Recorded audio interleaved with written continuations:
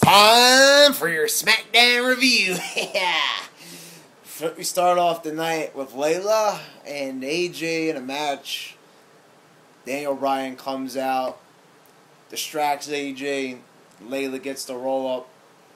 Not that bad of action. I was kind of surprised AJ actually looks like she might have some minimal talent. We'll get a segment after that with Daniel Bryan and AJ. It's pretty entertaining. They're both going, yes, yes, yes to each other constantly. Vicky Guerrero gets annoyed and comes out and makes her the special guest referee for the CM Punk Daniel Bryan match at Money in the Bank. I'm not really a big fan of this. I think that they should just let them go, one-on-one with a normal referee.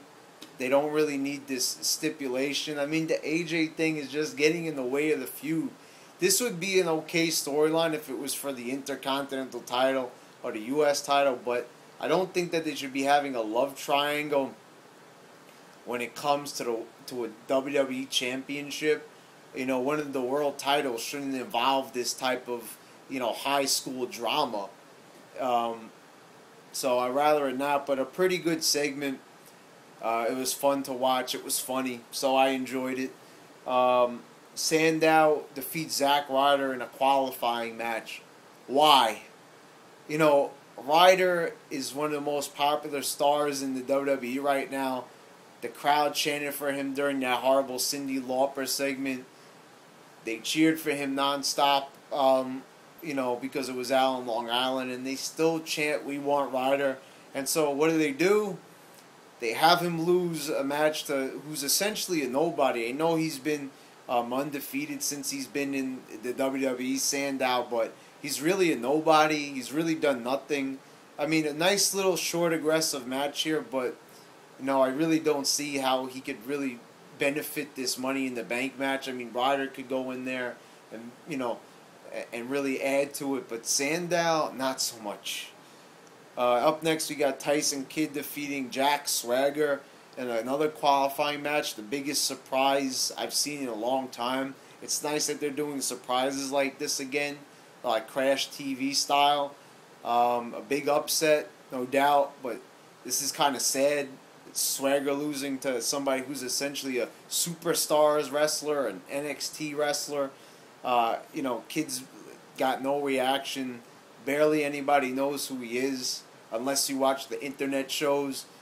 Swagger is going to go in the back and hang himself with his own jockstrap from a ceiling fan. And meanwhile, Tyson Kidd is celebrating, "Ha! I won the match!" And no one's even touching him or, congratulating him. None of the fans even know who he is. He just looks like a random guy who came out and won. And, it doesn't even really seem like that much of an upset because Swagger has been nothing but a jobber. He was the world champion, and now he's losing to Tyson Kidd. It's kind of pathetic. But, yeah, it was a really good match, actually. I liked it, but, it would have been better if they built up these guys over the past couple of months to make it mean something.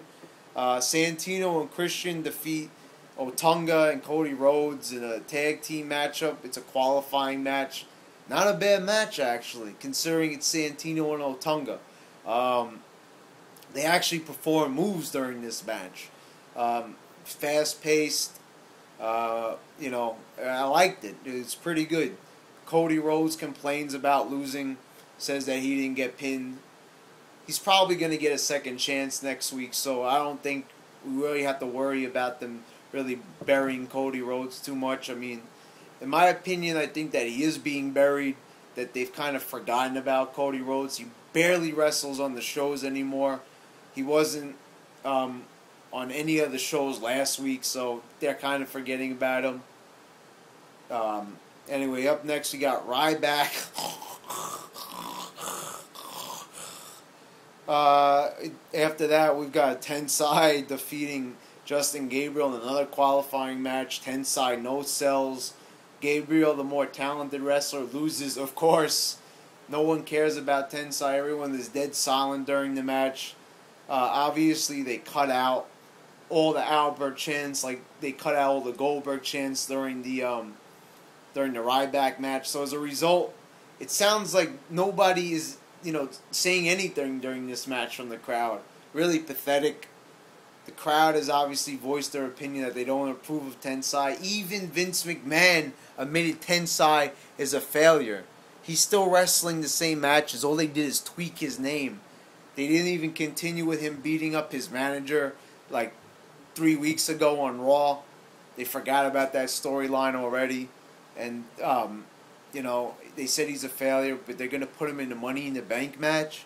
How could he possibly benefit this match in any way when, someone like Gabriel really could have? So anyway, we've got Sheamus defeating Alberto Del Rio and Swagger in the, Ziggler in the main event. This was a pretty good main event. Very fast paced. Never really a dull moment in this one. Really enjoyable. Can't really say anything too bad about it. You had a nice clean finish here.